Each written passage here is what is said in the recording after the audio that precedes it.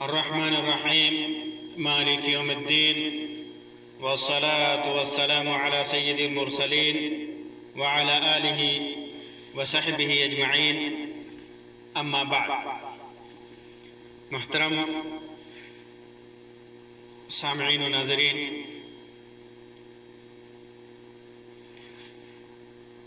صحیح مسلم کے اندر جریر رضی اللہ تعالیٰ عنہ کی روایت ہے، فرماتے ہیں کہ ایک دن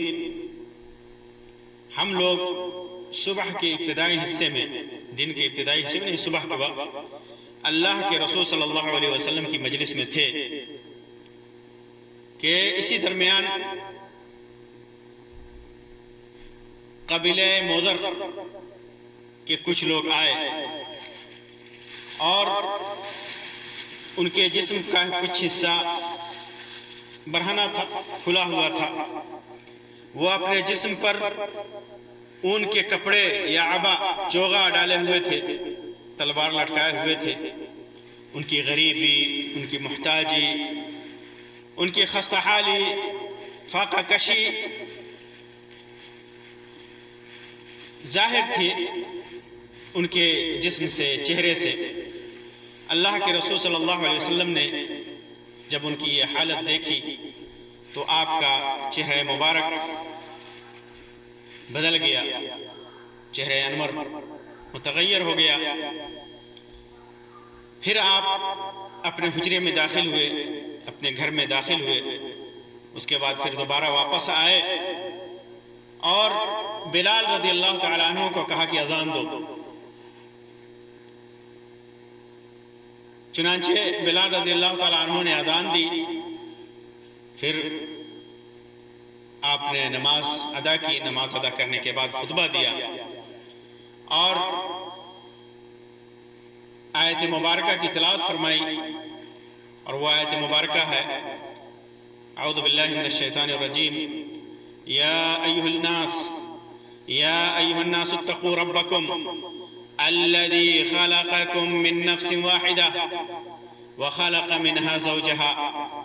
وبث منهما رجالا كثيرا ونساء واتقوا الله الذي تساءلون به والارحام ان اللہ کان علیکم رقیبا. اے لوگو، اپنے اس رب سے ڈرو جس نے تمہیں ایک جان سے پیدا کیا اور اسی سے اس کی بیوی کو پیدا کیا اور ان دونوں سے بہت سے مردوں اور عورتوں کو دنیا میں پھیلایا. اور اس اللہ سے ڈرو جس کا واسطہ دے کر تم ایک دوسرے سے مانگتے ہو، اور رشتہ داری کاٹنے سے بچو، قطع رحم سے بچو، بے شک اللہ تمہاری نگرانی کر رہا ہے. پھر اس کے بعد آپ نے سورہ حشر کی اس آیت کی بھی تلاوت کی، یا ایھا الذین آمنوا اتقوا اللہ ولتنظر نفس ما قدمت لغد واتقوا اللہ ان اللہ خبیر بما تعملون. اے ایمان والو، اللہ سے ڈرو اور ہر آدمی دیکھ لے کہ اس نے کل قیامت کے لیے کیا تیاری کی ہے، اور اللہ سے ڈرتے رہو، بے شک اللہ تمہارے اعمال سے پوری طرح باخبر ہے. پھر آپ صلی اللہ علیہ وسلم نے فرمایا، انسان کو اپنے درہم، دینار اور کپڑے لتے، ایک سا گیہوں اور ایک سا کھجور، حتیٰ کہ کسی کے پاس کھجور کا صرف ایک ٹکڑا ہی کیوں نہ ہو، تو اسی میں اسے اللہ کی راہ میں صدقہ کرنا چاہیے. اسی میں سے جتنا بھی ہو، چاہے دولت مند ہو یا دولت مند نہ ہو، ایک کھجور بھی ہے تو اسی میں سے اس کو صدقہ کرنا چاہیے، اسے اللہ کے راستے میں خرچ کرنا چاہیے. راوی کا بیان ہے کہ یہ سنتے ہوئے نبی اکرم صلی اللہ علیہ وسلم کے یہ فرمان مبارک سننا تھا کہ ایک انصاری صحابی درہم و دینار سے بھری ہوئی ایک تھیلی لیے ہوئے آئے، جس کے بھاری وزن سے ان کا ہاتھ تھک چکا تھا، اتنا وزنی تھا وہ. اور پھر لوگ یکے بعدگرے اس انصاری صحابی کو دیکھا تو صحابہ کرام سارے لوگ یکے بعدگرے صدقات و عطیات کے ساتھ آتے رہے، اللہ کے راستے میں نکالتے رہے، حتیٰ کہ راوی کہتے ہیں میں نے وہاں اشیاء خوردنی، کھانے پینے کے سامان اور کپڑوں کے دو ڈھیر اپنی آنکھوں سے دیکھا۔ جب اللہ کے رسول صلی اللہ علیہ وسلم پر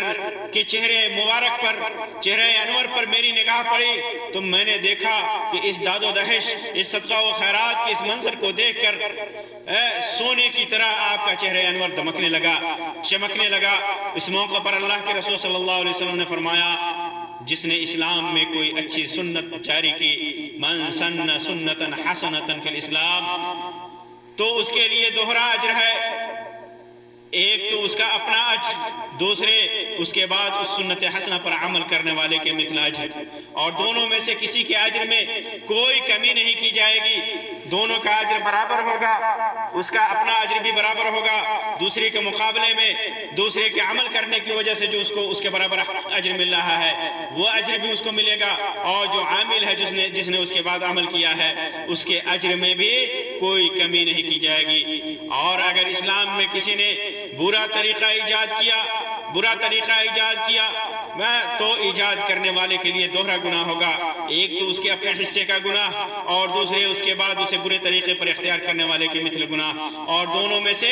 کسی کے گناہ میں کوئی کمی نہیں کی جائے گی، اس کو بھی گناہ ملے گا اور عمل کرنے والے کو بھی گناہ ملے گا، دونوں کے گناہ میں کوئی کمی نہیں کی جائے گی۔ اس روایت میں جہاں اللہ کے رسول صلی اللہ علیہ وسلم کی رحمت کا تذکرہ ہے، کس طرح فقر و فاقہ اور بھوک کو دیکھ کر کے، غریبی کو دیکھ کر کے آپ کا دل تڑپ اٹھتا تھا، اور پھر صدقہ و خیرات کی اہمیت کا پتہ چلتا ہے کہ کس طرح اللہ کے رسول صلی اللہ علیہ وسلم نے اللہ کے راستے میں خرچہ کرنے کی طرف ترغیب دلائی، لوگوں کو اس کے اوپر ابھارا۔ پھر اس کے بعد اس روایت میں جو سب سے اہم بات ہے وہ یہ ہے کہ جس نے کوئی اچھا طریقہ ایجاد کیا تو اسے ڈبل اجر ملتا ہے، دوہرا اجر ملتا ہے، ایک تو اس طریقے پر خود عمل کرنے کی وجہ سے، اس بھلے عمل کو جاری کرنے کی وجہ سے، اور دوسرا اجر اس پر جو عمل کرے گا اور اس کے اجر کے برابر بھی اس کا اجر ملے گا، اور عمل کرنے والے کے اجر میں بھی کوئی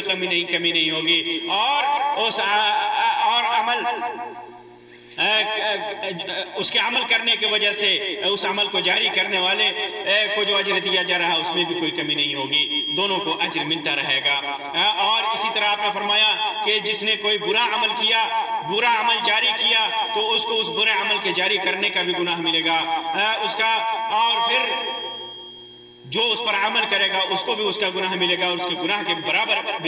برابر اس کو بھی گناہ ملے گا، اور دونوں کے گناہ میں کوئی کمی نہیں ہوگی۔ اسی معنی کی روایت، بلکہ اسی طرح کی روایت ابو ہریرہ رضی اللہ تعالیٰ عنہ سے مروی ہے، فرماتے ہیں کہ اللہ کے رسول صلی اللہ علیہ وسلم نے فرمایا، من دعا الی ھدی کان لہ من الاجر مثل اجور من تبعہ لا ينقص من اجورہم شیئا، جس نے کوئی ہدایت کی راہ جاری کی، ہدایت کی راہ کی طرف بلایا، سیدھی راستے کی طرف بلایا، اور جس نے اس کی اطاعت کی، اس کی اتباع کی، تو دونوں کو برابر اجر ملے گا، اور ان کے اجر میں سے کوئی کمی نہیں کی جائے گی۔ اور جس نے گناہ کی طرف بلایا، ضلالت کی طرف بلایا، من دعا الی ضلالۃ کان علیہ من الاثم مثل آثام من تبعہ لا ينقص ذلك من آثامہم شیئا، جس نے کسی برائی کی طرف بلایا اور برائی پر لوگوں نے عمل کیا، اس کے بلانے کی وجہ سے، اس کے جاری کرنے کی وجہ سے، تو جتنے لوگ اس برائی پر عمل کریں گے سارے لوگوں کے برائی کے برابر گناہ جتنا ہوگا، برائی کا جو گناہ ہوگا اس کے برابر گناہ اس برائی کو جاری کرنے والے کے اوپر بھی ہوگا، اور دونوں کے گناہ میں کوئی کمی نہیں ہوگی۔ اسی طرح ابو مسعود انصاری رضی اللہ تعالیٰ عنہ فرماتے ہیں کہ اللہ کے رسول صلی اللہ علیہ وسلم نے ارشاد فرمایا، من دل علی خیر مثل فلہ مثل اجر فاعلہ، کہ جس نے بھلائی کی طرف بلایا تو اس کے عمل کرنے والے کے اجر کے برابر اس بلانے والے کو بھی اجر ملے گا، اس کو ثواب ملے گا۔ اسی طرح ایک روایت میں اللہ کے رسول صلی اللہ علیہ وسلم نے فرمایا، من احیا سنتا من سنتی، جس نے میری مٹی ہوئی سنت میں سے کسی سنت کو زندہ کیا۔ اللہ کے رسول صلی اللہ علیہ وسلم کی کوئی سنت اگر مٹ چکی ہے، کسی سنت پر لوگ عمل نہیں کر رہے ہیں، کوئی سنت جاری نہیں ہے، لوگ اس سنت کو بھول چکے ہیں، لیکن ایک آدمی آتا ہے اور اس سنت کو زندہ کرتا ہے، اس سنت کو لوگوں کو بتاتا ہے کہ اللہ کے رسول صلی اللہ علیہ وسلم کی یہ سنت ہے، اور پھر اس سنت پر لوگ عمل کرتے ہیں، فَعَمِلَ بِهَا النَّاسِ، اس سنت پر لوگ عمل کرتے ہیں، تو کان لہو مثل اجر من عمل بها،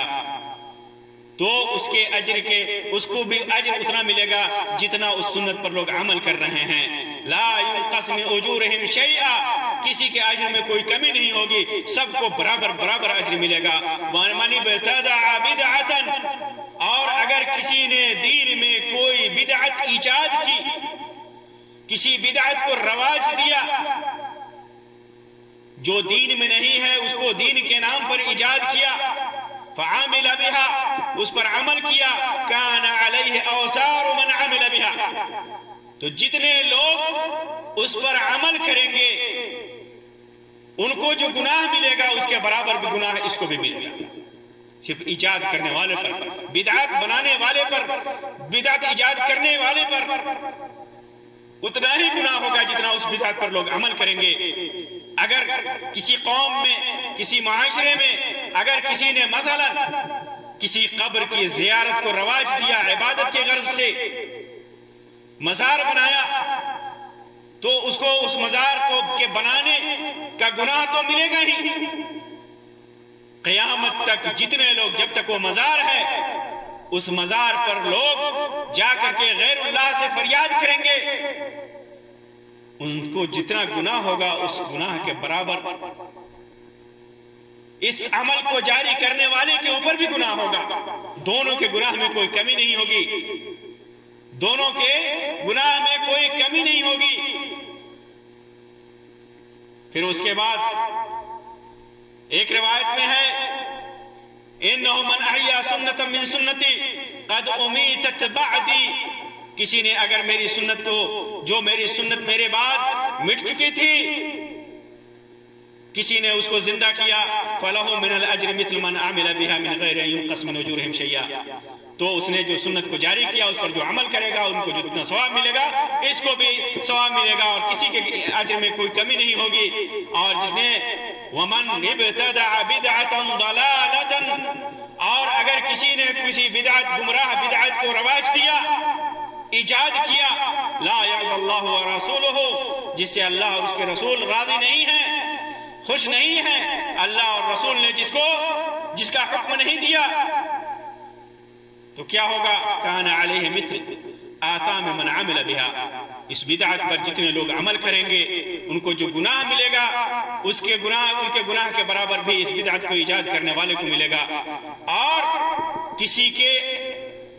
لا ينقص ذلك من اوزار الناس شیئا، اور کسی کے گناہ میں کوئی کمی نہیں ہوگی، سب کو برابر برابر گناہ ہوگا۔ اسی طرح صحیح مسلم کی روایت میں ہے من دعا الی ھدی کان لہ من الاجر مثل اجور من تبعہ، کسی نے ہدایت کی طرف بلائی، بھلائی کی طرف دعوت دیا اور اس پر عمل کیا کسی نے، تو اس کے عمل کے برابر اس کو بھی ثواب ملے گا۔ ومن دعا الی ضلالۃ، اور گمراہی کی طرف بلایا اور گمراہی پر کسی نے عمل کیا تو اس کے گمراہی پر عمل کرنے کی وجہ سے جو اس کو گناہ ہوگا اس کے گناہ کے برابر بھی اس کو بھی گناہ ملے گا۔ سنت سیئہ، ہر وہ عبادت، ہر وہ طریقہ جو برا ہے، اس کے اندر ہر وہ عبادت داخل ہے جسے اللہ اور اس کے رسول نے حکم، جس کا حکم نہیں دیا، جس پر رسول اکرم صلی اللہ علیہ وسلم کا عمل نہیں رہا، صحابہ کرام کا عمل نہیں تھا، بعد میں اس کو عبادت کے نام پر، دین کے نام پر اگر کسی نے ایجاد کر دیا تو یہ سنت سیئہ ہے، یہ بری سنت ہے، یہ برا طریقہ ہے۔ اسی طرح کوئی ایسا کام کسی نے رواج دے دیا، کسی نے جاری کر دیا جو برا ہے، معاشرے میں جس کو برا سمجھا جاتا ہے، شریعت کی نگاہ میں جو برا ہے، اگر کسی نے اس کو رائج کر دیا تو یہ بھی سنت سیئہ میں داخل ہے۔ کوئی بھی دین کے نام پہ یا برائی کے غرض سے کسی نے کسی برائی کو جاری کیا، وہ سب سنت سیئہ ہے، برا طریقہ ہے، برا راستہ ہے، سب کا ایجاد کرنے والا خود گناہگار ہے، اس کا گناہ اس کو ملے گا، اور اس گناہ پر، اس برائی پر، اس بدعت پر، اس گمراہی پر، اس ضلالت پر جتنے لوگ عمل کریں گے اور ان کو جو گناہ ملے گا، جو گناہ ہوگا ان کا، اس کے برابر گناہ اس کے ایجاد کرنے والے پر ہوگا۔ اور دوسروں کے گناہ میں کوئی کمی بھی نہیں ہوگی۔ اور سنت سیئہ کا مطلب کوئی سنت مٹ چکی ہو، کوئی سنت مٹ چکی ہو۔ اللہ کے رسول صلی اللہ علیہ وسلم سنت حسنہ، اللہ کے رسول صلی اللہ علیہ وسلم کے بعد وہ سنت دنیا میں موجود رہی ہے، کسی معاشرے میں موجود رہی ہے، اس پر لوگ عمل نہیں کر رہے ہیں، اس سنت کو بھول چکے ہیں۔ ایک آدمی آتا ہے اور اس سنت کو رواج دیتا ہے، اس سنت کو زندہ کرتا ہے، اس بھولی ہوئی سنت کو لوگوں کو یاد دلاتا ہے، اور پھر اس پر لوگ عمل کرتے ہیں۔ تو ایک تو اس کے عمل کی وجہ سے، اور اس کو اس سنت کے زندہ کرنے کی وجہ سے، اس سنت کے احیاء کی وجہ سے اسے ثواب ملے گا، اور اس سنت پر جتنے لوگ عمل کریں گے، جتنے لوگ عمل کریں گے، ان سب کو جتنا ثواب ملے گا اس کو بھی اتنا ثواب ملے گا، اور کسی کے ثواب میں کوئی کمی نہیں ہوگی، کسی کے ثواب میں کوئی کمی نہیں ہوگی۔ مثال کے طور پر کسی خاندان میں، کسی معاشرے میں، کسی قبیلے میں لوگ داڑھی جیسی سنت کو بھول چکے ہیں، ایک آدمی آتا ہے اور اس سنت کو زندہ کرتا ہے، لوگ اس کی وجہ سے، اس کے بیان کی وجہ سے لوگ اس داڑھی رکھنا شروع کر دیتے ہیں، تو یہ سنت حسنہ ہے۔ پھر اس کے بعد اور بھی جیسے لوگ ظہر سے پہلے 4 رکعتیں سنت بھول چکے ہیں، چھوڑ چکے ہیں، پھر اس کو زندہ کرتا ہے۔ اسی طرح خطبہ جمعہ سے پہلے جب آدمی مسجد میں داخل ہوتا ہے، 2 رکعتیں سنت بھول چکا ہے، آدمی آتا ہے اور اس کو رواج دیتا ہے اور اس سنت کو زندہ کرتا ہے۔ اس کی بہت ساری مثالیں ہیں۔ لوگ صدقہ و خیرات کا طریقہ رائج کرتے ہیں، یہ بھی سنت حسنہ ہے۔ لوگ کسی معاشرے میں اچھا طریقہ رائج کرتے ہیں، اس سے یہ معنی مراد نہیں ہے کہ کوئی عبادت انسان رواج دے۔ اگر کوئی عبادت رائج کرتا ہے جس پر اللہ اور اللہ کے رسول صلی اللہ علیہ وسلم کا طریقہ نہیں ہے، صحابہ کرام نے اس پر عمل نہیں کیا، تو وہ سنت حسنہ نہیں ہے، وہ سنت سیئہ ہے۔ نیک ہوتے ہوئے بھی، اچھا ہوتے ہوئے بھی وہ طریقہ، وہ عمل، وہ عبادت اچھی ہوتے ہوئے بھی وہ عبادت سنت سیئہ ہے، بری سنت ہے۔ کیونکہ اللہ کے رسول صلی اللہ علیہ وسلم نے فرمایا من احدث فی امرنا ھذا ما لیس منہ فہو رد، جس نے ہمارے دین میں کوئی نئی چیز ایجاد کی وہ مردود ہے۔ اسی طرح من عمل عملا لیس علیہ امرنا فہو رد، کسی نے اگر کوئی ایسا عمل کیا جس پر ہمارا معاملہ نہیں ہے تو وہ عمل مردود ہے۔ اسی طرح اللہ کے رسول صلی اللہ علیہ وسلم اکثر فرمایا کرتے تھے وَإِيَّاكُمْ وَمُحْدَثَاتِ الْأُمُورِ، نئی چیزیں ایجاد کرنے سے بچو، فَإِنَّ كُلَّ مُحْدَثَةٍ بِدْعَةٍ، کیونکہ ہر نئی ایجاد کی ہوئی چیز عبادت کے نام پر وہ بدعت ہے، وَكُلُّ بِدْعَةٍ ضَلَالَةٍ، اور ہر گمراہی، ہر بدعت گمراہی ہے۔ معلوم کیا ہوا کہ عبادت جو مٹ چکی ہے، جو سنت کا طریقہ تھا وہ سنت کا طریقہ ختم ہو چکا ہے، اس کو رواج دینا یہاں پر مراد ہے۔ وہ عبادت مراد نہیں ہے، وہ طریقہ مراد نہیں ہے جس پر اللہ کے رسول صلی اللہ علیہ وسلم کا طریقہ نہیں رہا ہو، بلکہ لوگوں نے بعد میں اس کو ایجاد کر دیا ہے۔ جیسے فلاں وقت میں 1000 رکعتیں نماز پڑھنا، فلاں وقت میں 100 رکعتیں نماز پڑھنا، فلاں وقت میں اتنی نمازیں پڑھ دینا، اور اس کی فضیلت میں روایتیں جھوٹی گڑھ کر کے ایجاد کر دینا۔ اسی طرح جن عبادتوں کا ثبوت قرآن و سنت میں نہیں ہے، جیسے شب برات کے نام پر عبادتیں، محرم کے نام پر اعمال، اسی طرح قبروں کی زیارت کے نام پر اور قبروں پر پھول مالا چڑھانے کے نام پر، تعویذ اور گنڈے کے نام پر جتنی بھی چیزیں ایجاد کی جاتی ہیں یہ سب بدعت ہے، اور بدعت ضلالہ ہے، گمراہی ہے، اور یہ بدعت سیئہ ہے، اور بلکہ یہ سنت سیئہ اس کو کہا جائے گا، برا طریقہ، برا راستہ کہا جائے گا۔ لیکن اگر کسی نے صحیح چیزیں ایجاد کرنے کا ارادہ کیا ہے تو اسے کوشش کرنی چاہیے کہ ان چیزوں کو تلاش کرے جس پر عمل اللہ کے رسول صلی اللہ علیہ وسلم کا تھا، جس پر اللہ کے رسول صلی اللہ علیہ وسلم کا طریقہ تھا، جس پر صحابہ کرام نے عمل کیا ہو، اللہ کے رسول صلی اللہ علیہ وسلم سے سیکھ کر کے، اللہ کے رسول صلی اللہ علیہ وسلم سے لے کر کے اگر وہ ایسا کرتا ہے تو یہ سنت حسنہ میں ہے، اور اس سنت حسنہ کو زندہ کرنے والے کو ثواب ملے گا، اور جتنے لوگ اس پر عمل کریں گے اس کا بھی ثواب اس کو ملے گا۔ اللہ تبارک و تعالیٰ سے دعا ہے کہ اللہ تبارک و تعالیٰ ہمیں جو سنتیں مٹ چکی ہیں اس کو زندہ کرنے کی توفیق عطا فرمائے، سنتوں پر عمل کرنے کی توفیق عطا فرمائے۔ اللہ رب العزت ہماری دعوت میں تاثیر پیدا کرے، اثر پیدا کرے۔ اللہ تبارک و تعالیٰ برائیوں سے دور رکھے، بری چیزیں اپنانے سے اللہ تبارک و تعالیٰ دور رکھے، برائیوں سے بچائے، برائیوں سے اپنے پناہ میں رکھے، سنت سیئہ سے ہمیں بچائے، اور اللہ تبارک و تعالیٰ ہم تمام مسلمانوں کو سیدھے راستے پہ چلائے۔ آمین یا رب العالمین۔ وآخر دعوانا ان الحمدللہ رب العالمین، وصلی اللہ علی خیر خلقہ وسلم، والسلام علیکم ورحمۃ اللہ وبرکاتہ۔